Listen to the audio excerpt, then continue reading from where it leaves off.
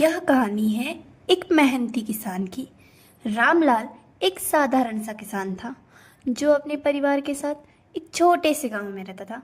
उस गांव का नाम था रामपुर। अब वह अपने खेतों में मेहनत से काम करता, वह अपने परिवार का पालन पोषण करता। रामलाल के पास कुछ एकड़ जमीन थी जिस पर ही वह अनाज, सब्जियां और फल उगाता। रामलाल का दिन सूर्योदय से शुरू होता था। वह अपने खेतों में जाता और अपने काम की शुरुआत करता था। वह अपने खेतों में पानी देता, अनाज की कटाई करता और सब्जियों को तोड़ता था। रामलाल की मेहनत और लगन के कारण उसके खेतों में हमेशा अच्छी फसल होती थी। रामलाल के परिवार में उसकी पत्नी राधा और दो बच्चे रोहन और प्रिया थे।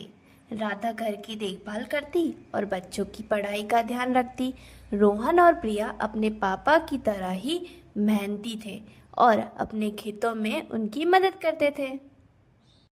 एक दिन की बात है, रामलाल के खेतों में एक बड़ा संकट आन पड़ा।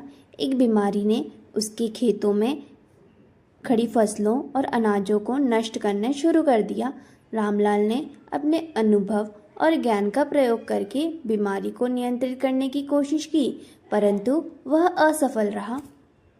रामलाल की परेशानी को देखकर उसके पड़ोसी और मित्र उसकी मदद के लिए आगे आए। उन्होंने रामलाल को नई तकनीक और विधियों के बारे में बताया जिसका प्रयोग करके वह बीमारी को नियंत्रित कर सकता था।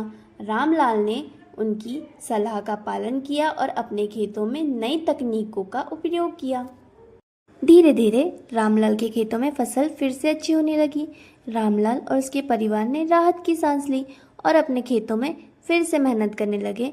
रामलाल की कहानी इस बात का प्रमाण है कि मेहनत, लगन और सही निर्णय के साथ कोई भी चुनौती को पार किया जा सकता है।